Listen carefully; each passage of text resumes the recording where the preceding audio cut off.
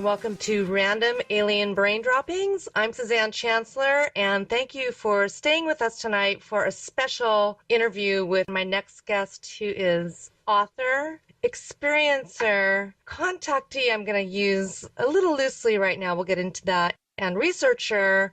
She's amazing. I love her works. I love where she's going with her writing, and one of the reasons why I had her on tonight was because I believe that this phenomenon is going into a different direction, or maybe we're just awakening to it. So thank you for joining us, Betsey. How are you tonight? Oh, great. How are you, Suzanne? I'm doing really well.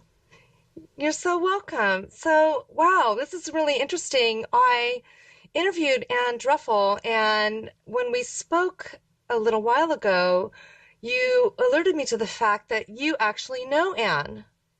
I do, and it's so interesting how I met her. We go way back into the early 80s when I first met her. Should I start with the very beginning? If you would like, that would be fine. It's very pertinent to hear about that story. Well, for me, my first experience happened when I was 8 months old. Of course, I didn't recall it, but my parents told me about the event.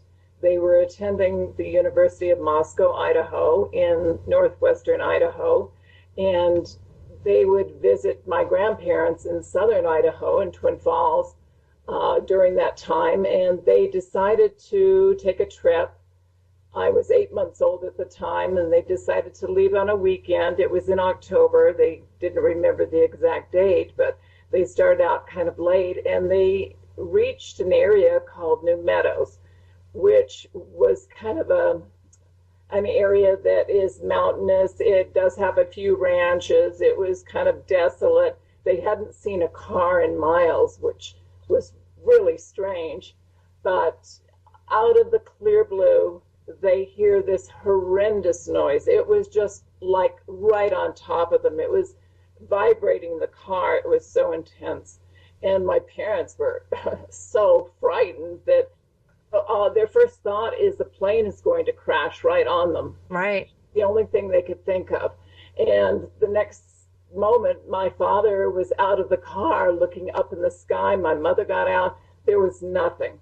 The noise was gone, everything. It was just normal. There was nothing there. Well, that was the story they had always told me. And then in the early 80s, I think it was 1980, 1981, my uncle asked me if they had ever told me this story. And I said, sure, they have. He said, well, did they tell you that they had lost 1 hour, 2 hours in time? And I said, no. What? Are you serious? And he said, I remember it so clearly because we were all scared that something had happened to your parents, a car accident, because my father always knew what time they'd get in. It was like an 8-hour drive, but they were gone much longer, and they couldn't account for that time that they, that was missing. So that began my quest to find out what had actually happened. And wow. So I asked my father if he wanted to be regressed. And even though he believed in aliens and he believed in UFOs, he didn't want to be regressed. He was really adamant about it, which was strange. But my mother said, sure, let's do it. And at the time I lived in Los Angeles. So I contacted Bud Hopkins, who is quite famous for his regressions on abductees and contactees. And he referred me to MUFON, Mutual UFO Network in Los Angeles. And I got a call from Anne Druffel. Wow. Of course, she was a part of MUFON. And she decided to regress both my mom and I separately. She felt that if I was listening to what my mom said, that would influence what I was going to say. So my mom was regressed first. And my mother was just in a light trance, but she was so fearful that something was out there. She was begging my father to not roll down the window, that there was something outside. And I thought that was really interesting. She said that there was a strange smell in the air, and I know. And then she described, she said the noise was different from anything she had ever heard. She said it was like just right on top of you. It was just there. It didn't, come up slowly. It was just there on top of them. Wow. So, yeah. Well, you were obviously quite young at that time. I mean, 8 months is pretty young to have recall of such an event like that. But Right. what I'm really fascinated by is the fact that your parents actually shared this with you when you were growing up. Right, right. And that is really interesting because I don't think that's very common because most people don't talk about that kind of thing. Right, right. They don't. Well, my parents, of course, believed in that, and my mom had always talked about aliens and UFOs, and of course, we called them flying saucers then. Yeah, back in the day, right? Yeah, flying saucers. Hmm. And of course, there was a lot of things going on in Idaho during that time in the 50s, a lot of sightings. And even my aunt had an encounter with something with her children, my cousins. So, yeah, there was a lot of things going on during that time. So at that point, when you actually did the regression, how old were you? Um, when I did the regression, that was, I was in my 30s. In between that time, did you ever have any other experiences that you can remember? I did. When I was 7 years old, my next encounter was 7 years old. And I was in first grade, and I would walk home just like 3 or 4 blocks. It wasn't far from home. And I remember it was a cloudy day. I was walking home, and I felt something watching me. You know how you have that feeling, Yes. it's just like your skin crawls, or your hair stands on end.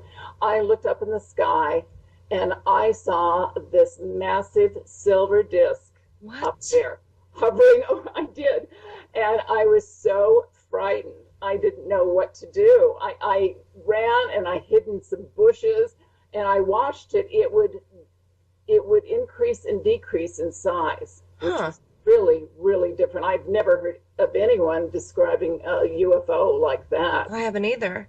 No. Well, that's interesting for it being so large. Did anybody else see anything like that? This is the really interesting thing.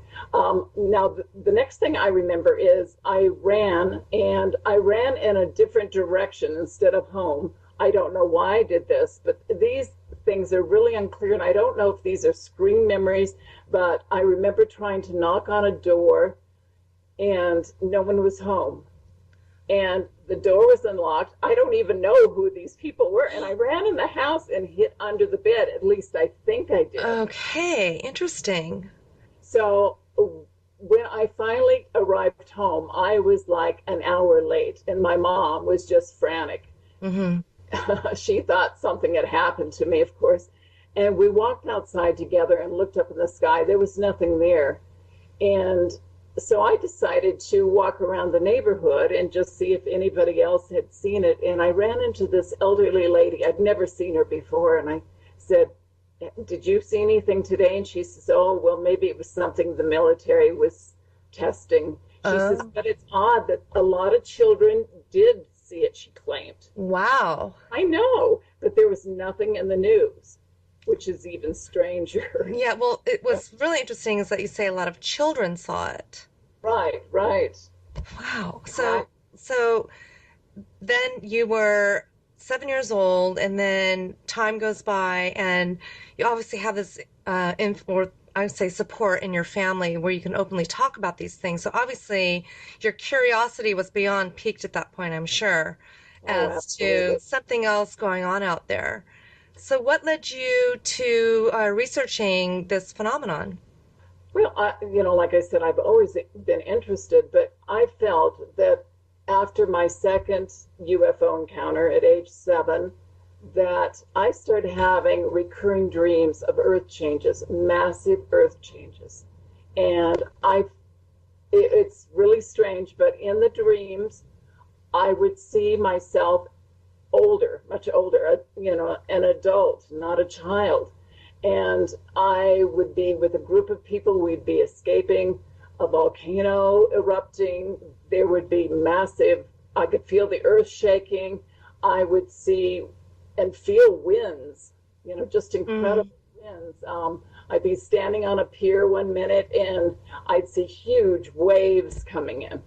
So I always felt it was like a message had been given to me. And I have to emphasize that because I just knew that a message had been given to me and I was made to forget it. It was like I was told, you will remember at a certain time. Oh my God. Right. Okay. Now that rings very true with me. Does that ring a bell? Yes, it does. And a lot of people that I have interviewed have had the same experience and maybe in different situations, but I had an event that happened to me when I was about 9, and I remember being aboard a craft and being shown these apocalyptic scenes that you're describing. And I was also given a couple of messages that didn't make any sense to me whatsoever. One of them was a mathematical equation, and I am horrible at math. So I basically laughed and I said, well, I'm never going to understand this. And the being said to me, you will remember when it's time. Exactly verbatim, just like what you had happen to you. And I have heard this through a lot of my interviews of experiencers as children getting that same exact message, that when it is time. So what do you make of that?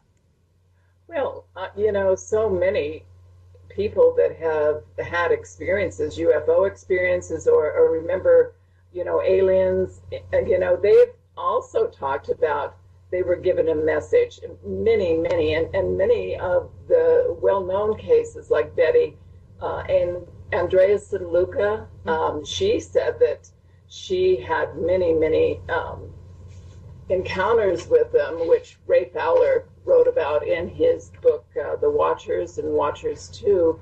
But she felt that they were telling her that they are carrying on genetic experiments on humans because our race is going to become sterile by pollution and bacteria and other terrible things. And they're creating hybrids, alien-human hybrids. Yeah, I actually heard that last night. I was listening to an interview with Dolores Cannon. Right, I didn't hear that. Oh, I'm sorry for that. I'll have to listen to it. It's really amazing because a lot of the things that she said really resonated with me as well. And I don't know if it's just that when we got that message, when it is time, I feel for myself that time could be approaching very quickly. Oh, I think so. And that we are doing these shows and talking about these things publicly to help others become aware of the fact that, there are, beware of the possibilities of these things being real. Let's just put it that way, because I know there's a lot of skeptics out there. Right. Who might not have been directly involved in this experience, but I really feel a strong calling to share what I've learned. And I know you being an author as well and researcher feel very called to do the same thing, to get this message out there, these messages that we've been given, that possibly, and one thing that is maybe so science fiction, but maybe science fiction fact, is that maybe we are from another existence and we did come here and we are being harvested for our DNA. I think so. And I think our world has been terraformed, and I believe that we have been, our DNA has been changed through centuries, that we came from a different place. And I know many of us feel that way, that this isn't our true home, right? No. No, I've talked to so many people that feel that way. They look up at the stars and say, take me home. Right, exactly. Or dream about other places. I've had many vivid dreams myself of being other places. One as recently as last week, where I am telling you, I don't know if it was a screen memory or if I really went somewhere. And I noticed in reading your bio that you've done a lot of research with a lot of Earth mysteries, including cattle mutilations, chemtrails, Right. crop circles. The Hmm. one thing that I'm really into right now and trying to make sense of because it's happening to me is time travel and multiverses and time lapses and time slips. Oh, And yes. when you Yeah. talked about the missing time, Yes. that is a recurring theme, I think, in a lot of experiencers' stories. So I would like to talk to you about that a little bit, if you wouldn't mind, what you've come to find out in your research in regards to time travel and multiverses. Well, uh, physicists believe now that there are multi-dimensions out there, and there are many, many theories about it. It's really interesting that there is the bubble theory that there are universes that we don't see. There's being created all the time, and it goes on to infinity. But I've always felt that it, is quite. I don't know why, but I've always believed in time travel. We believe that there is time here. It's a human construct, but time doesn't really exist. Thank you. The, the past, present, and future are happening all at once. And I Yes. think many of us have experienced deja vu, where we actually jump into, the future, or maybe we actually experience the past in that second. And, you say, well, I know I've felt this. Or, many of us have had that feeling that someone died. You remember someone famous died, and to find out that they just died maybe a day or two ago, and you swear they died 10 years ago. I, Mm. I can tell you how many people that recently is just amazing. So, yeah, I do believe in it. And, it's interesting that there was an experiment called the double slit experiment. It's also known as Young's experiment. This was during the late 1980s. Scientists discovered that using the double slit experiment, where they shot electrons and protons, were fired through two slit openings on a screen. And what's really strange about it, it's really weird. The results were quantum mechanics. Instead of the photons making two patterns on the screen, they ended up making three smudge patterns. Oh, So, wow. So so, explain that. so where did that come from? Right. There is something. And of course, there's many, many stories of people that are walking down the street and suddenly they're transported into another time period. Mm-hmm. Mm-hmm. I've And had that experience myself. have you? Yes, I have.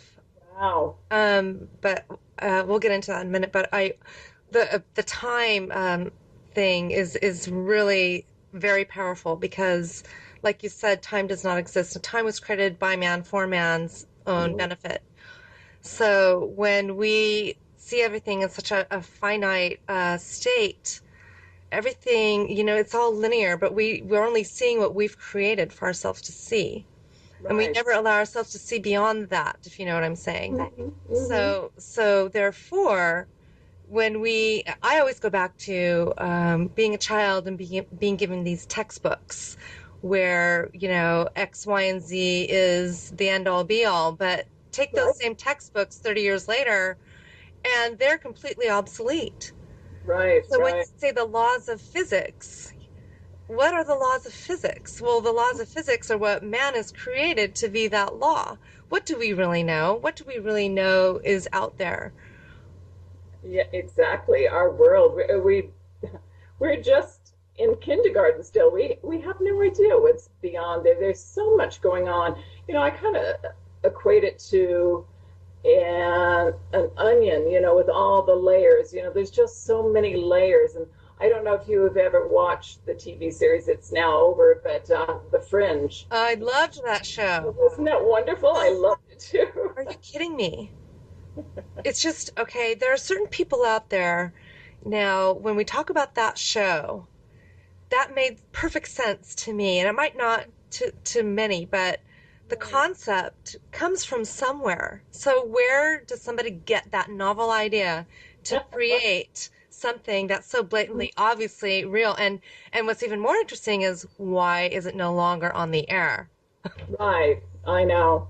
I loved it so much. And um, the thought behind that was just incredible.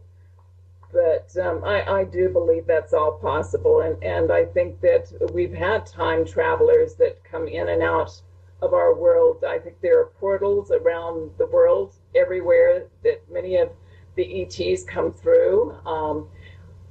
I know you've probably heard of John Titor, Yes. who supposedly was a time traveler from the year 2036 that showed up in a blog in the year 2000 and made some very interesting predictions. Some of them have come true. Some of them are still to come, may come true. But yeah, I believe that it was true that, what he knew about the 51 IBM computer having special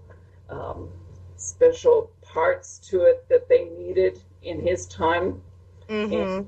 And what now he's talking about during that time, he was saying something, the world, he didn't say anything about 9/11 specifically, but he said that the New York, I guess, like the whole area would look different, that the skyscrapers would not look the same or something. So it was like he was hinting at 9/11. He said he didn't want to tell us everything that was going to happen. Well, And of course he not. said that, and he said that we could change things, which I believe too. Maybe there are many realities out there, and maybe like JFK was never assassinated. Mm-hmm. He's still alive, and everything changed. Well, when you talk about multiverses, you're talking also about possible parallel existence, and Right. the fact that if you choose, A or you choose B, they're two totally different results. So who's to say that maybe we don't make these multiple choices with multiple results? Right, right. I've always had a theory that maybe when we die, we can go back and relive this whole lifetime again in a different way. You know, Mm-hmm. And who's yeah, to say we're not doing that right now? I know, maybe we are, and maybe that's also could explain the deja vu and the feeling that it's happened before. Maybe we have done this many times before, but with different endings, with different, uh, it's like a play. I think we're on a stage and we're Mm-hmm. the actors, and we can make up whatever we want. It's kind of a, Well, we all do create our own reality. oh, we do. I believe that absolutely. So, being an intuitive as you are, and you obviously you have a lot of prophetic dreams and whatnot. Have you yourself gotten any sort of messages about, you were saying about cataclysmic events and what have you? But how do you think that it's basically going to be our own doing? Are you getting a feeling that it's going to be more of a geological event, or is it going to be something that we're basically going to cause our own demise? What are your feelings on that?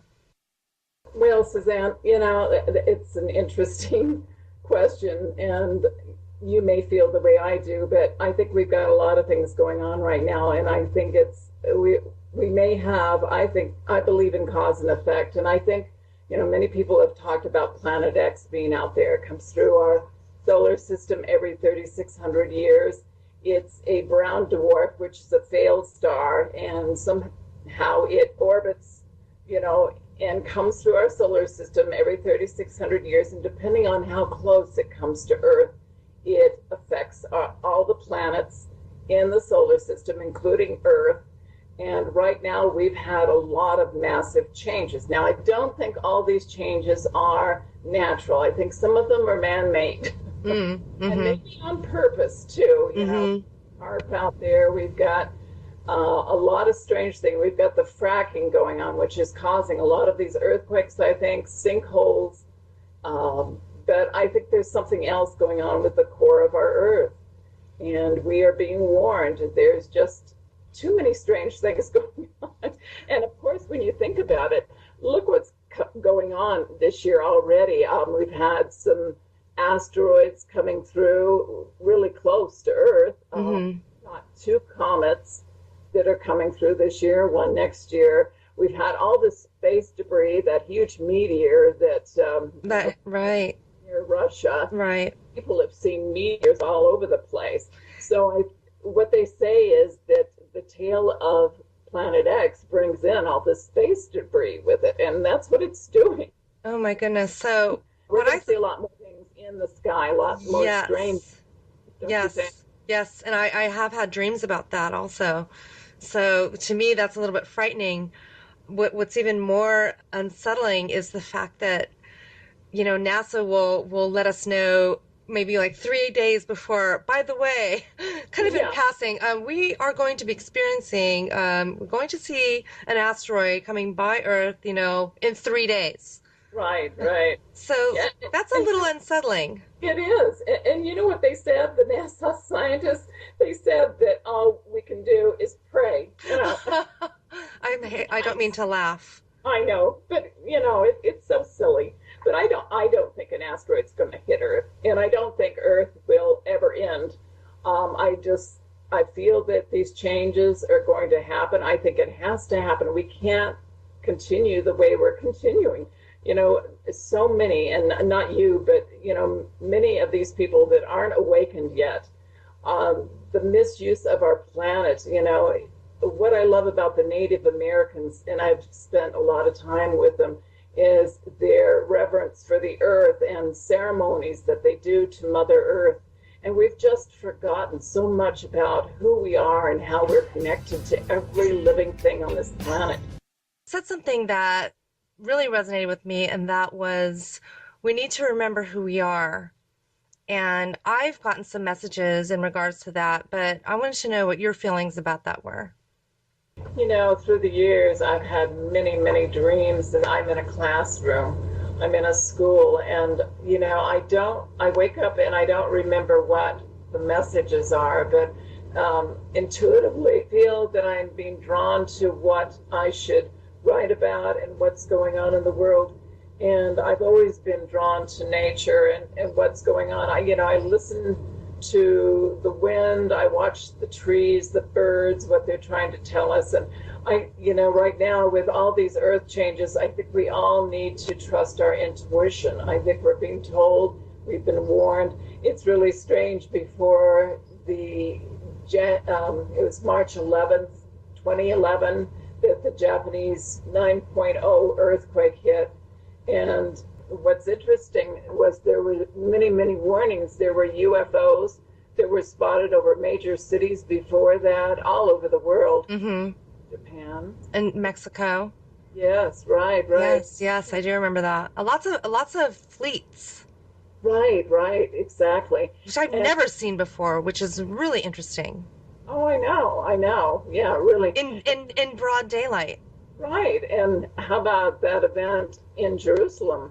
Yes. The Dome of the Rock, where that took place. It was incredible. I wanted to talk about that because you spoke about the Fatima, Portugal event in 1917 in your book, Angels, Aliens, and Prophecy, which I would really like to talk about now, if we could do that, is the correlation between the number 13 and maybe there was a prophecy then with the events that happened in Phoenix. Is that what you were alluding to? Well, yes. 13 is an interesting number, and it goes way back to hundreds of years. Even in the Bible, 13 is really a power number. It's amazing, but even the Illuminati have the number 13. They have 11, 13, 22, 25, 29 are their numbers. And I think 33 too. But I think aliens have been trying to give us a message about 13, which may be for a date, a 13th day, or it could be this year, 2013. Oh my goodness. I know. Okay. So what are your feelings on that as far as that's concerned? Is it just here we're in the brink of being nuked by North Korea. I mean, do you think that has something to do with that? Well, it's strange, but we keep hearing stories about the government building bunkers all over the place, under the Denver airport, in the Ozarks, and there was construction last year that started under the White House, and it was all top secret. Nobody knows what they were building under there underground, and there's just strange things that have been going on. But, this 13 thing goes back to the Phantom of Portugal event with the 3 children. And they thought it was the Blessed Virgin Mary that came to visit them, and only the children could see her. But she came from May 13th, 1917 through October 13th, 1917, consecutive, always on the 13th day of the month, and always at solar noon. She would from the east. She would glide in from the east. She would always leave in the east. She would glide away. She'd always hover over a tree, an oak tree. They would hear booms whenever she came in.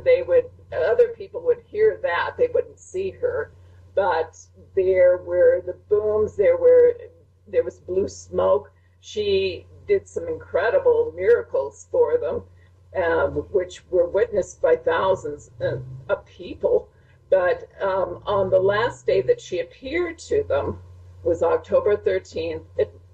That was 1917 again. Mm-hmm. A crowd of 70,000 people were there to witness it. It had been raining, pouring all day, and at solar noon, the clouds parted, and what they thought was the sun fall from the sky and come down, and they thought they were all going to die. Of course. The sun fell from the sky. But all of a sudden the sun started whirling around what they thought was the sun, spitting out these incredible rainbow colors around the whole area. Everything was just bathed in the colors. But what is really strange is all these people actually described the sun as a plate of silver. They said it made strange and abrupt movements outside the cosmic laws. It was a very clear disk. It had a sharp edge to it. It looked like a plate of dull silver. Does that sound like the sun? No. It sounds like a mothership to me. It sounds like you're right on target with that one. So, the lady that came to them, she didn't say she was the Blessed Virgin Mary. She said she was the Lady of the Rosary. And what's interesting is that, she gave them the children three incredible secrets. And of course, the Catholic Church has not revealed all of them. They don't believe. Many people believe that the third one has never been revealed, and it's about a cataclysmic event. And, what's really interesting is that, it was Pope Paul John that had an attempted assassination on his life on May 13th. There's that number again, 1981. Oh, my goodness. I know. And then again, there was an event which I think is tied to it. It happened on March 13th, 1997. Thousands witnessed the largest mass sighting of UFOs ever seen in modern times over Phoenix, Arizona. Mm-hmm. Many people felt this dramatic sense of love and connectedness to family and the world after the event. Right. The military said it was flares. Right. I don't think you can get that wonderful feeling from flares. No. That's really amazing. That now, obviously now with YouTube and with all of our being able to take these wonderful videos with our cell phone cameras, it's really difficult now to know what's a hoax and what's real. And there's so much photoshopping and CGI and what have you. And so it's really easy to be a skeptic. But when it's witnessed by so many people, thousands of people, and the reason so many people saw it is because they were outside looking for the comet Hale-Bopp, which was going through the sky. So people were naturally outside and looking up in the sky. And it actually started a little before that, that people had been seeing strange things around the Arizona area, northern Arizona and Phoenix. But the mass sighting was on Phoenix on March 13th for Phoenix. But what's interesting is that Phoenix, the city of Phoenix, was named after the mythical phoenix bird, which is a bird that goes back thousands of years, that was supposedly it lived for 5 to 1,000 years. It would consume itself in fire and then be reborn again. It's death and rebirth. And it's always been associated with the sun.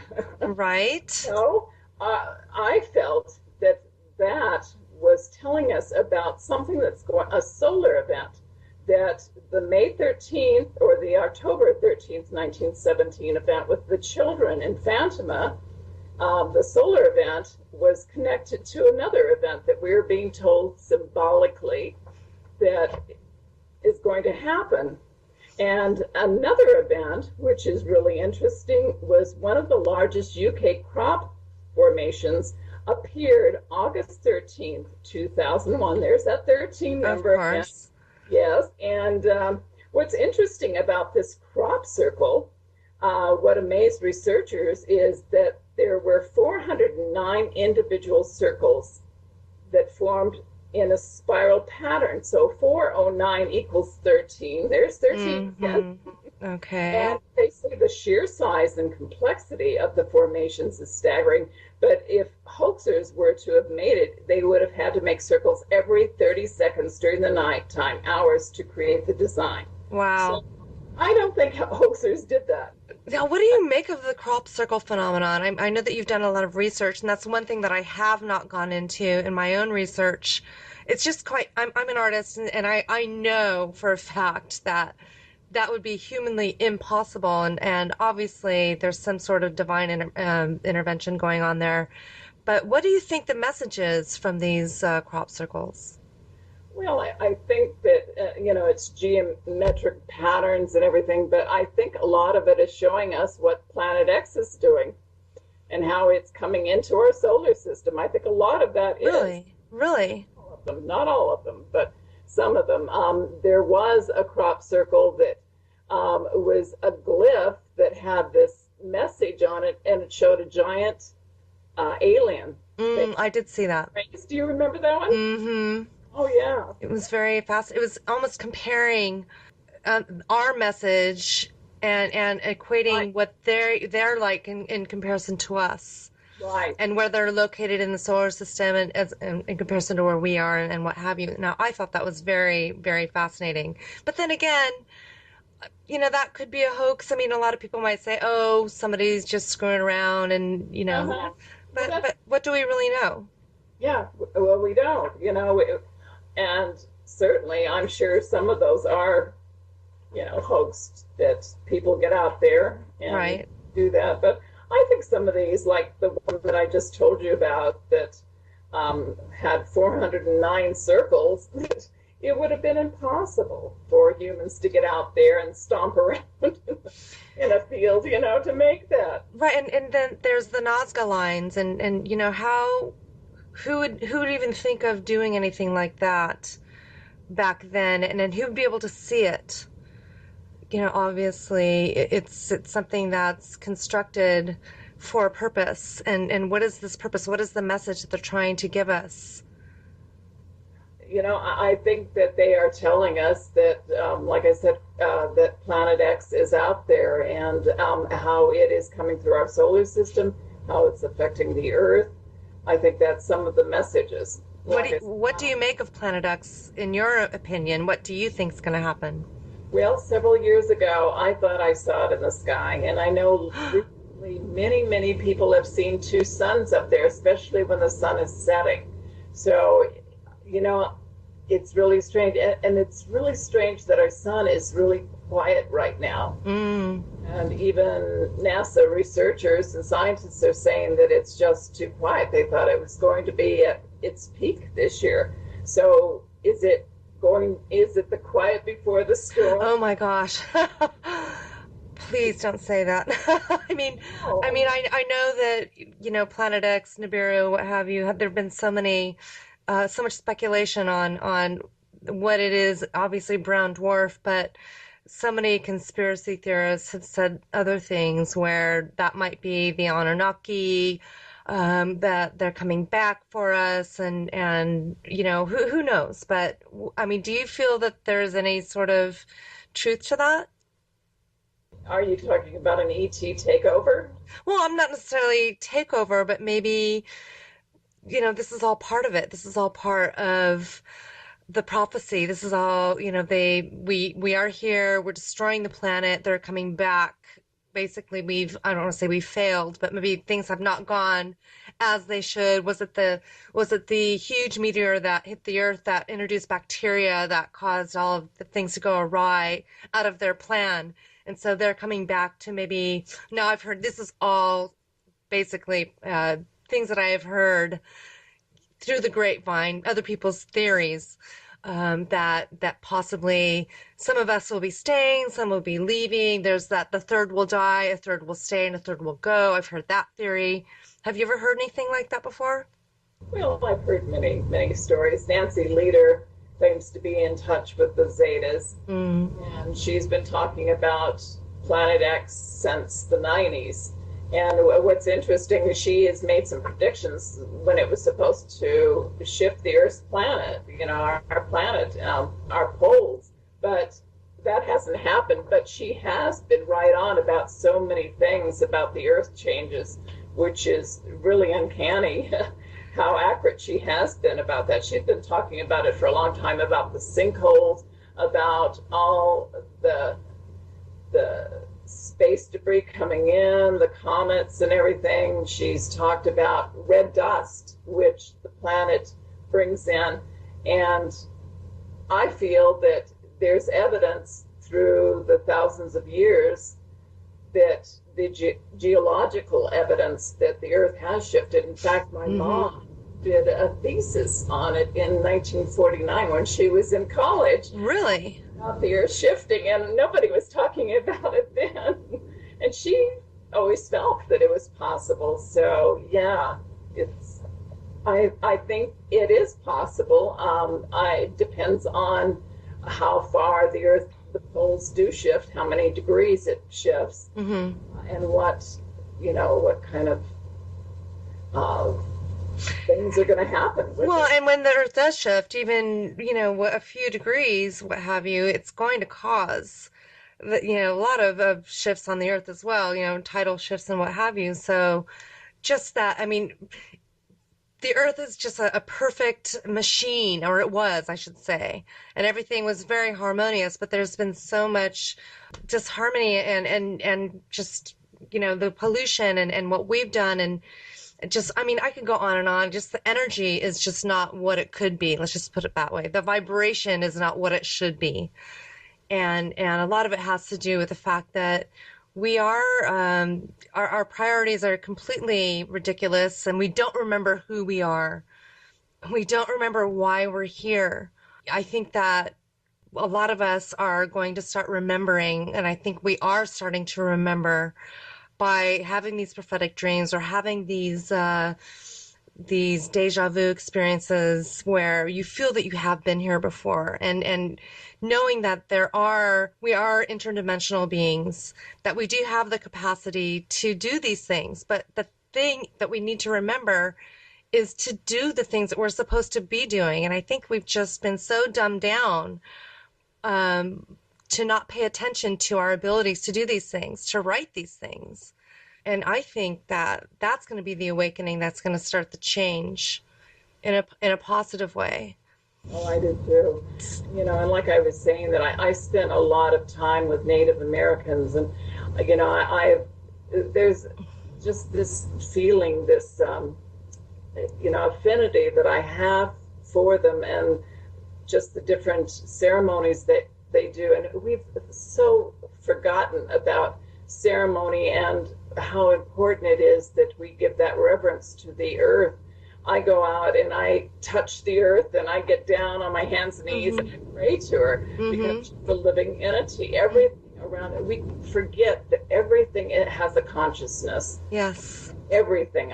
Even rocks. Yep. You know, even the Native Americans, you know, they know that, and they express that. You know, they have their special rocks.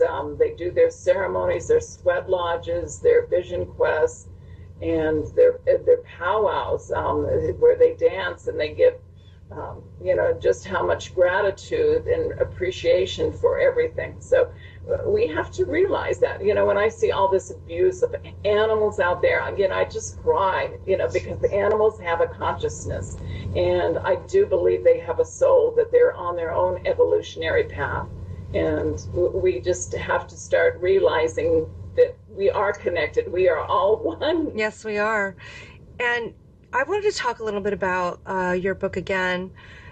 And the title itself is very intriguing, because I think that a lot of us don't really realize that everything is connected also.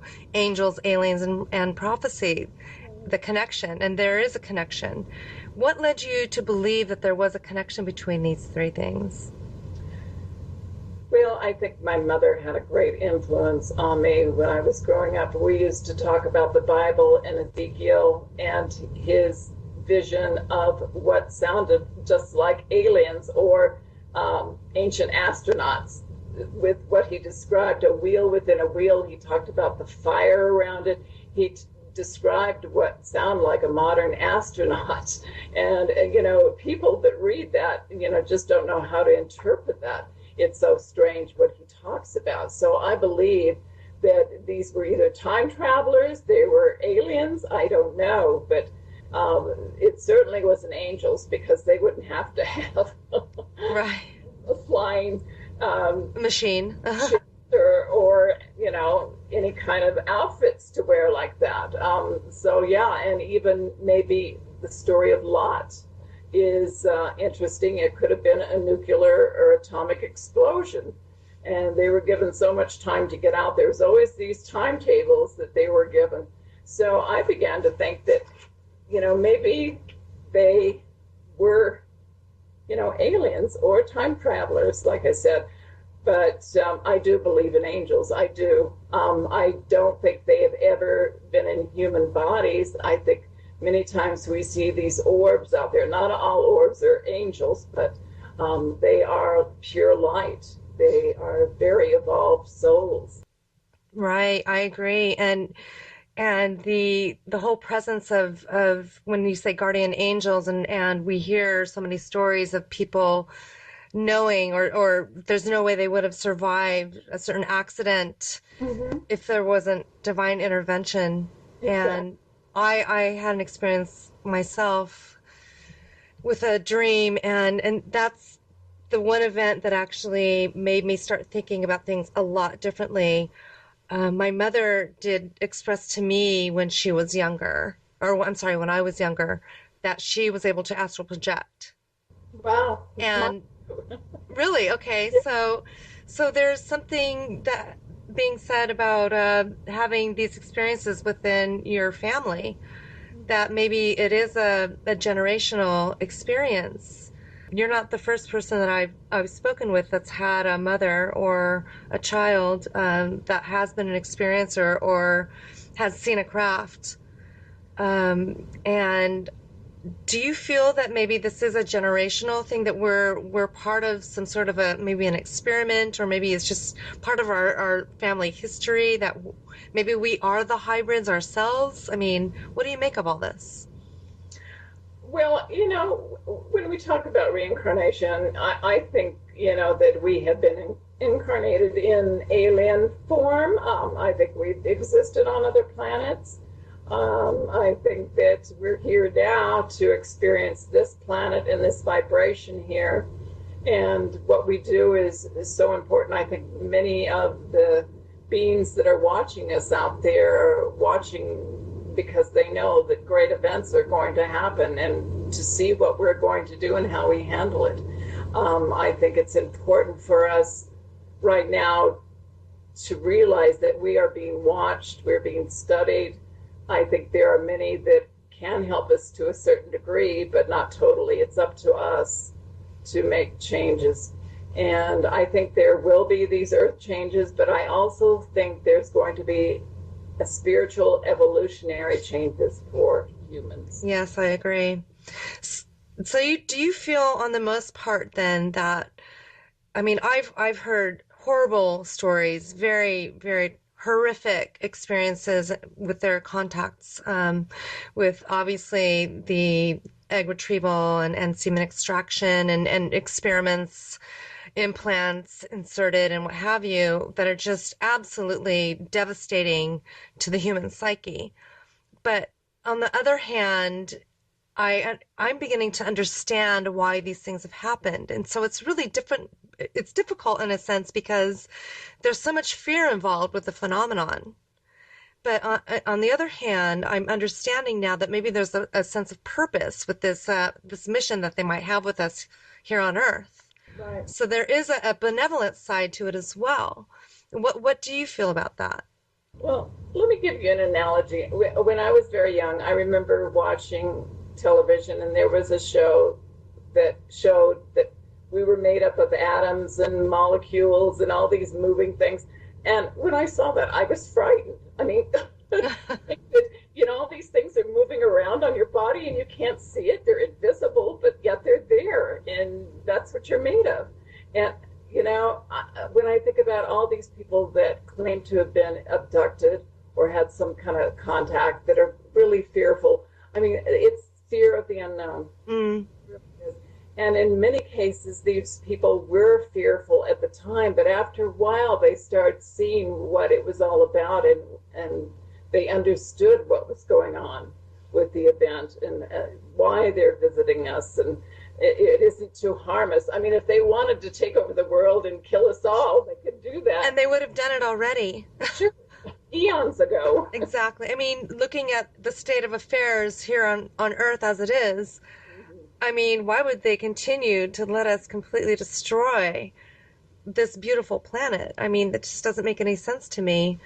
And the fear element, I think, has a lot to do with the fear of just of the unknown and in general.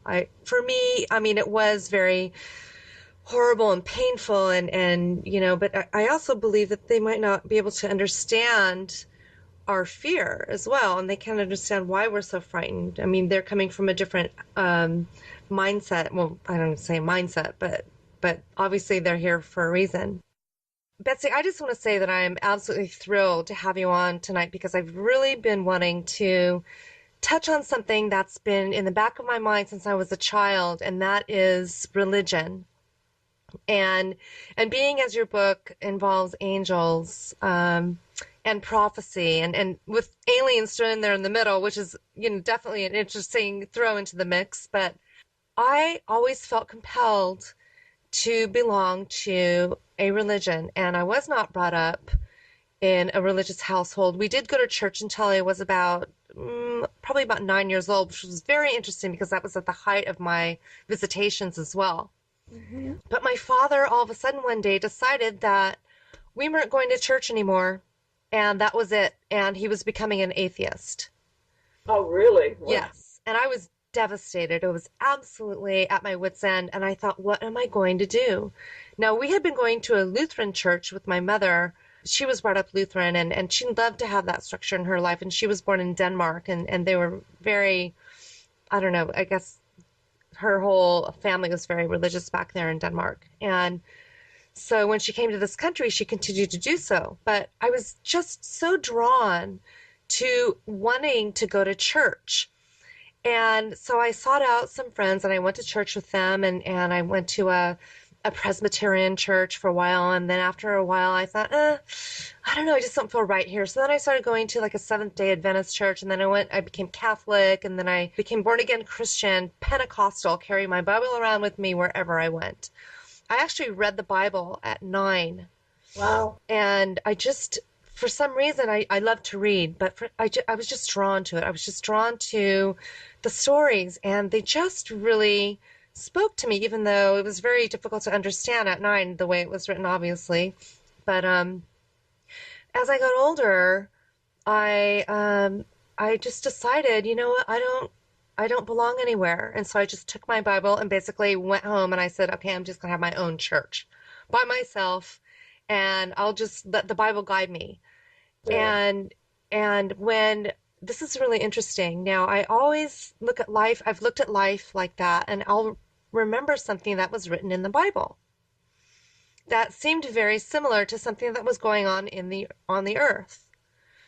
And when the earthquake happened in Japan, Hmm. I stopped dead in my tracks. I went and I grabbed my Bible and I started reading the book of Revelations immediately. And I started reading about the seven churches in Asia, or I can't remember now, it's been a couple of years, but I want to talk to you about this. Right. And you said to me during our break that resonated with you as well, and I want to know why, and I want you to tell me how. Well, I never felt that church answered my questions. I had a lot of questions for them, and they never could answer my questions. Who is God? What is God? Some of the things in the Bible just didn't make sense to me, and I started feeling that a lot of things that were written in it were revised. And so I started searching. I've gone to many different churches and religions, and I from some of those things I incorporated what I believe, and so I have my own beliefs. I don't think I'm a religious person, but I'm very spiritual, I believe. Mm-hmm. And I don't think that we have to go to church. I think a lot of churches are very controlling, and I think some of them are very dark too. Mm, I hate to say that, but I think there is a spiritual war going on right now, yes. uh, between light beings and what I call the family of dark. And they want to destroy us and destroy our world. And they just don't care. It's about power. It really is.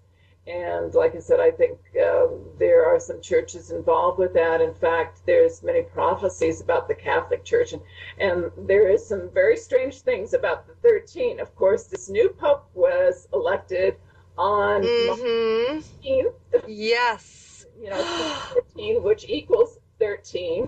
He was ordained as a cardinal on the 13th. I think that was 1969. I don't have the exact date in front of me, but it was on the 13th. So there's a lot of things going on with the church and 13, which I'm writing about in my new book, which will be out.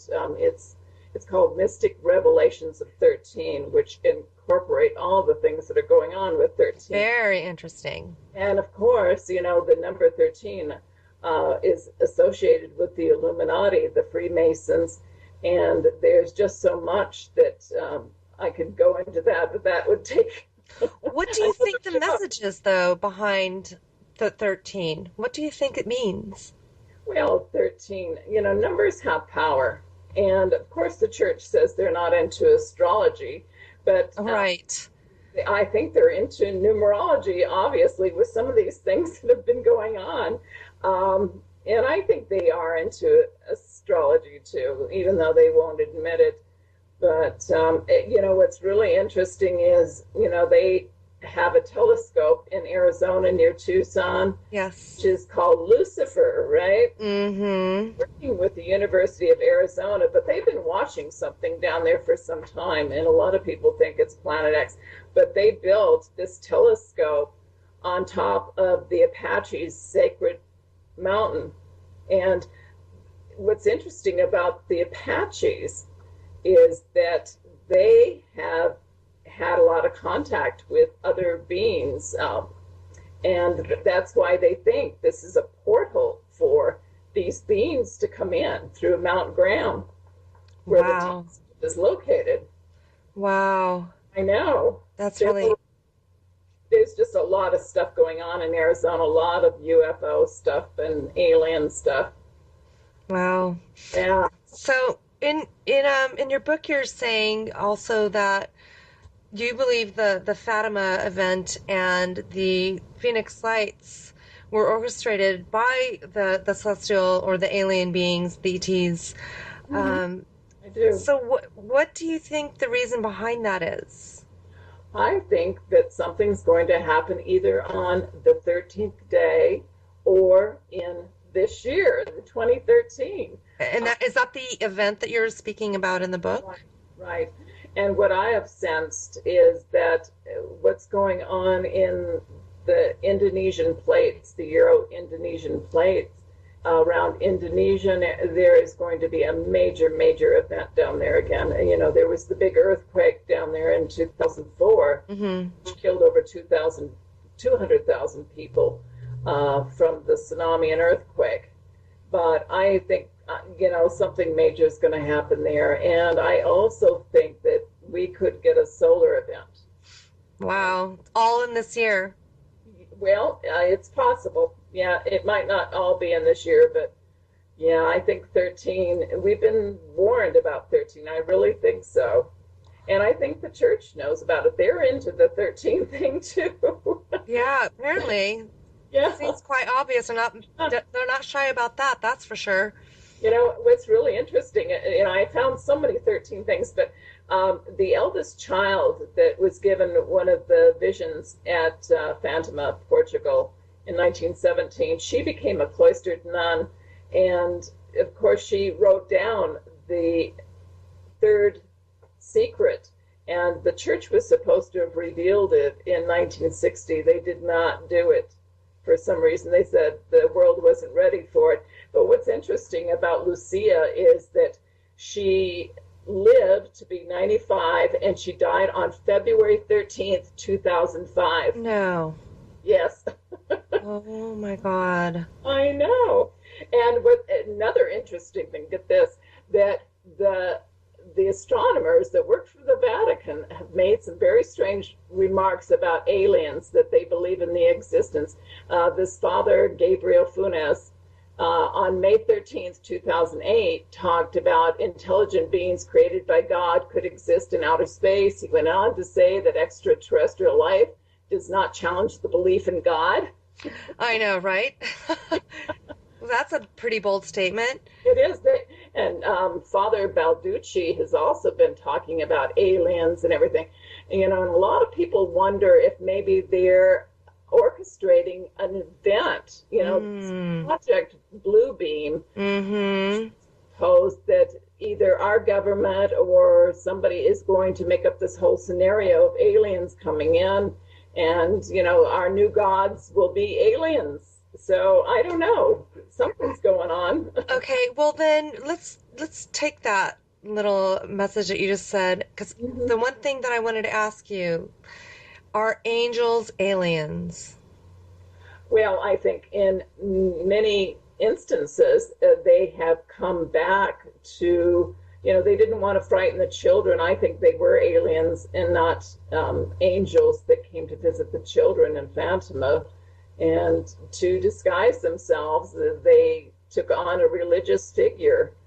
And why would they need all the booms and the theatrics that they use? The smoke and the just the different things that happened. It's just not necessary. Why she had to glide in from the east, and it was almost like they were, downloading the information in their brains and what they believed in. Wow. And I know in many of these ET experiences that people have had, like Betty, Andreas, and Luca, she was taken down what was like the yellow brick road, like she was in the Wizard of Oz. Oh my gosh. So, I think they do that. I think they take a lot of the memories that we have and use them. And use them in what way? So we're not frightened. They use them so we feel comfortable. Like for Betty, when she was taken down this yellow brick road, and she had on special shoes like glass slippers, and it was. I really think that's what they're doing. Or maybe they just give us a scenario that's not so frightening, something that we could actually be familiar with, for like introducing certain animals. When I was 4 years old, I had my second known to me visitation that did include missing time, and it did involve an owl. Yes, I was which going to mention that. were you? Owls. That's weird. Yes, isn't that funny? So many people have talked about owls, scream memories of owls. And the Apaches, they don't like owls. They just have this thing about owls. Well, And isn't that interesting? Because yeah, aren't owls supposed to be wise? well, they are, but they sometimes are believed to be harbingers of death, too. Oh, wow. I never knew Other that. Oh, that, cultures don't like owls. I don't know if I like that because I have had a few owl events and I have to say that one of the owl events that did happen, it was a very negative experience Hmm. that involved somebody in the UK. Oh, really? We had a shared event that happened at the same time. It was a very odd story. I'll have to tell you about it sometime off air. But I do hear this owl phenomenon over and over and over again. A very good friend of mine devotes his blog, Mike Clelland's Hidden Experience, which is a fantastic blog for anybody out there who would like to check it out. It's all about, well, it's mostly about the owl phenomenon and just synchronicities and numbers. Also, just Hmm. what does it all mean? I mean, literally, I have 1111 in my life. Right. I mean, literally, my birthday is 1111, and same with my boyfriend. We were born on the very same day, March 26, 1962, and we're both double 11s. So, Wow. Wow. what does it all mean? And right now it's 7:11.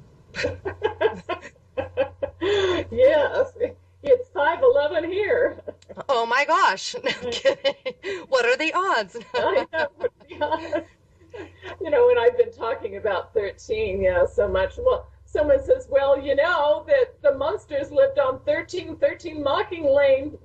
Mockingbird. What was it? Mockingbird Lane. That's Right, it. right. That makes sense. And oh, that's funny because I was just reading a post the other day and I was talking about the ET experience and how, when they come to us and they do these experiments or these abductions and they take us and we're so frightened as children, we don't know what's going on.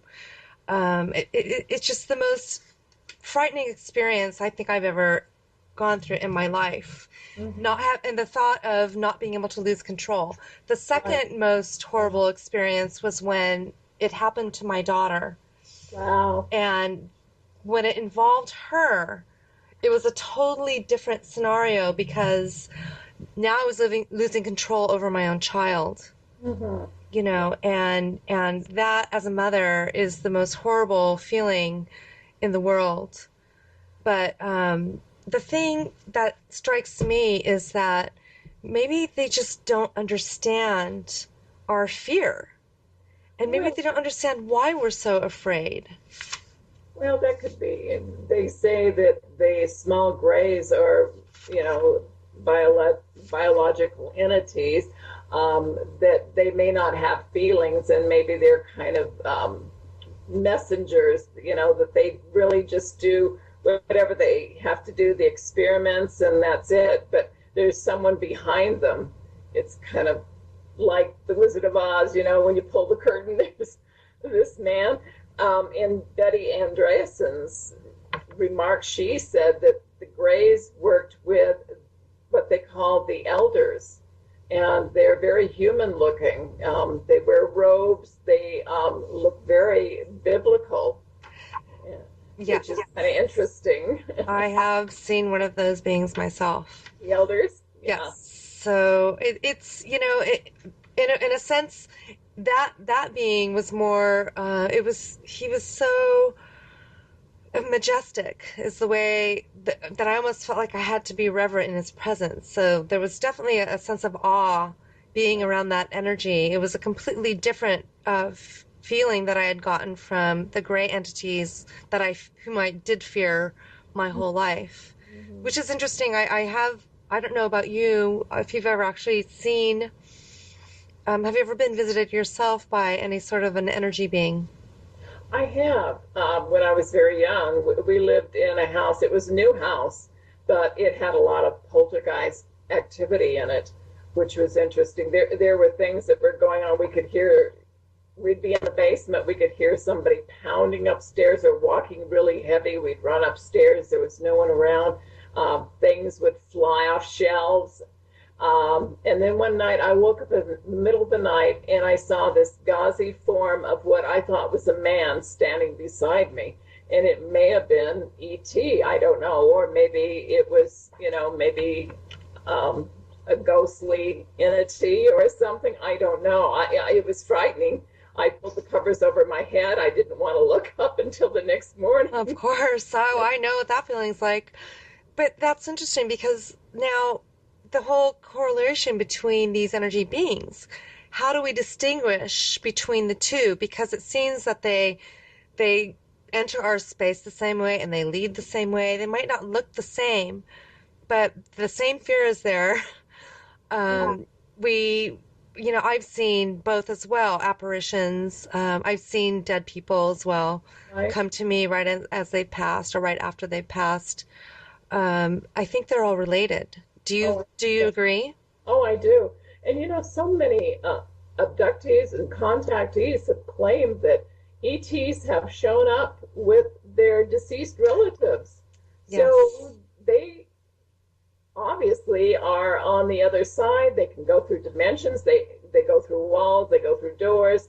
And people have reported that they feel their astral body has gone up with them, and they can actually see themselves, lying there. And they're transported by the aliens, but it's their astral body, not their real physical body that's being transported somewhere. Right.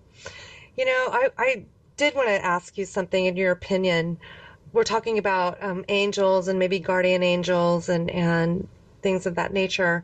Mm-hmm. I had an experience a couple of years ago that I did have a very vivid dream, and I woke up.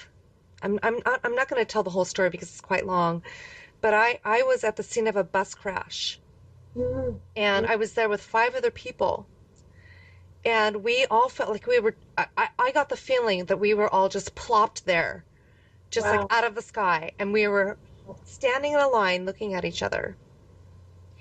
And we all looked at each other like, what the heck is going on? And at that same instant, we all just went right into the bus. And the bus was on its side, and we went right through the bus. We didn't walk in a door. We went like right through the side of the bus. Oh my gosh. Yes. And we entered it, and everybody was screaming. There were a lot of women and their children hanging from their seatbelts, crying, and there wasn't another car involved. So it looks like it just like fell on its side or something, like it was super top heavy or something. Mm-hmm. And I was drawn to this one woman, and she's speaking to me telepathically, and she says, "Help my baby." And I'm looking for this baby, and I find a baby wedged underneath the seat, and I pull the baby out, and I unlatch her from her seatbelt, and I look around at the other people that I was with, and they were all attending to somebody else as well. And when I made sure that nobody else was severely injured, I left the bus and I woke up with a start. Wow. And Wow. it was so real. I could not shake it for days. And I told my boyfriend at the time about it, and he was just like, "Oh, it's nothing. You just have these crazy dreams all the time," which I do, but it just seemed different. Do you know what I'm Mm-hmm. saying? And Sure. so Yeah. I thought, you know what? I'm just gonna get on the computer and just see, like, on that day if there was anything like an accident Was that there? was very similar to this. And one thing that I didn't tell you is that when the woman spoke to me telepathically, she was speaking in a foreign language. So I knew that it wasn't here. I felt that it was more in Europe somewhere. So I wrote the date down. I Googled it, of course. Mm-hmm. And I flipped through about 3 pages. And on the third page, there was a little thumbnail picture photograph of a bus. And it was the same bus. Wow. And I clicked on the link, and it was in Bulgaria. Wow. And Wow. there was an accident, and it was a bus full of families going to a summer camp. So it was women and their children going to a summer camp, like the mothers and their kids. And the only difference was there was one fatality. And I said, how could I have missed that? That was the first thing I said out of my mouth. Well, the person who passed was ejected outside of the window, Oh, and so I didn't see it. And I'm thinking, oh my gosh, it was exactly the same scenario. It happened in real time. It hmm, happened while I was sleeping. sure.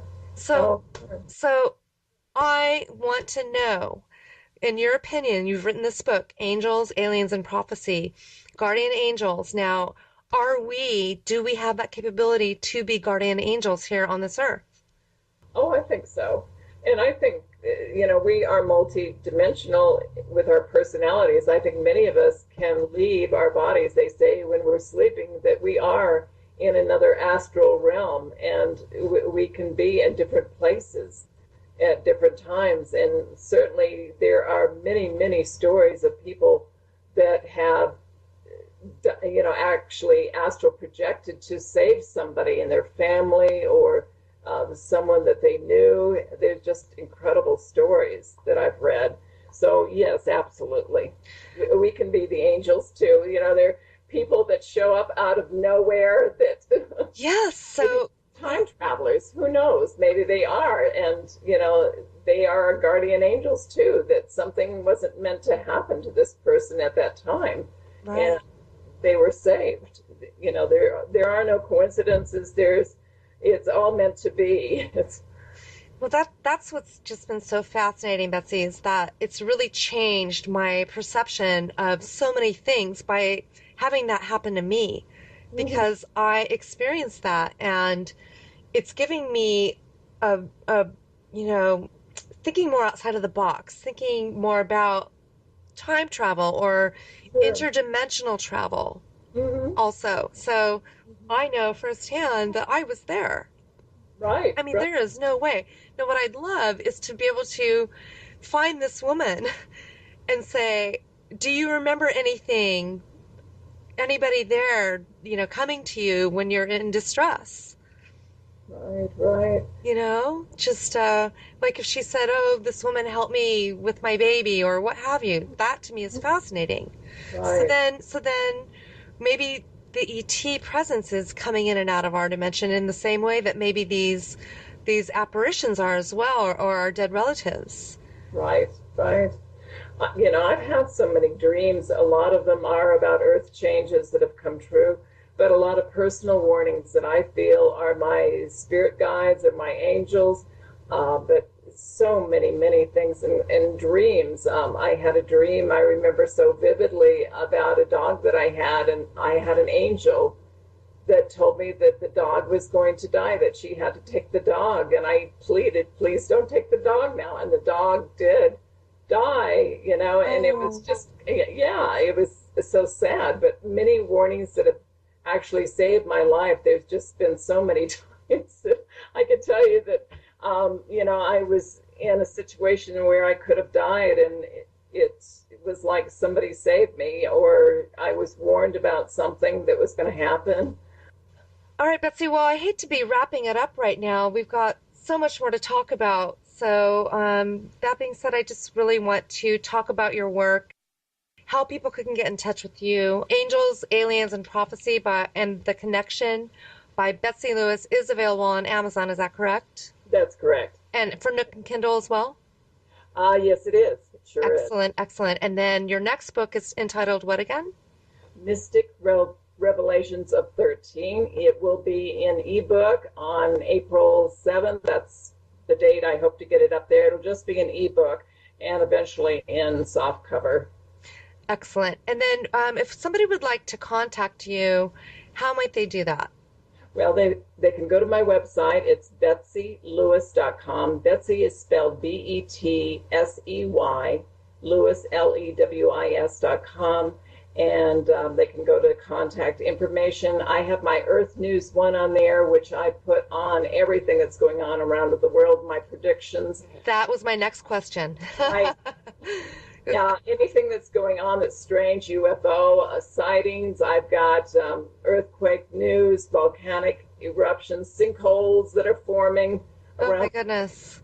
Oh, every day there's new information on there. Excellent. Well, I hope that maybe, I don't want to say this in a negative way, but when and if these things do start happening again, I would love to have you back on as a guest and talk about these things because I think they're very, very important to talk about. Oh, I think so too. It would be awesome. Thank you so much. Awesome. I just want to mention one quick thing. Sure. Suppose we're all going to awaken on the 13th day coming up this year. We're all going to have this epiphany. I think that's wonderful. And you heard it here at Random Alien Brain Droppings. Definitely, Betsy. And you know what? Why don't we plan another interview on a 13th of another month of this year? That would be awesome. Sounds great. And Betsy, I understand that you have a radio show as well. I do. It's Rainbow Vision Network. I've had it for 4 years, and I've had some fascinating guests on the show, and I'd love to have you on. Oh, I would love to be a guest. So when does your show air? It's usually on Wednesdays at 5 o'clock, and it's a Blog Talk Radio show. So they just go to Blog Talk Radio / Rainbow Vision. Okay. And they can go to my website, betseylewis.com, and just click on events calendar, and they'll be able to go right to that link. Excellent. Well, I think that would be amazing. I definitely have a lot to share with you, just as you with me. So we could go on and on for years, couldn't we? I really look forward to that. Thank you. Oh, thank you. Thank you so much for joining us at Random Alien Brain Droppings with Betsey Lewis. I'm Suzanne Chancellor. We'll see you next month.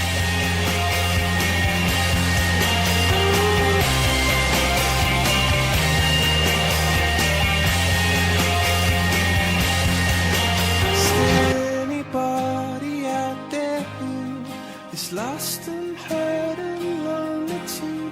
Are they bleeding on your colors into one? And if you come undone, as if you'd been run through some catapult that fired you, you wonder if your chance will ever come, or if you're stuck in square one.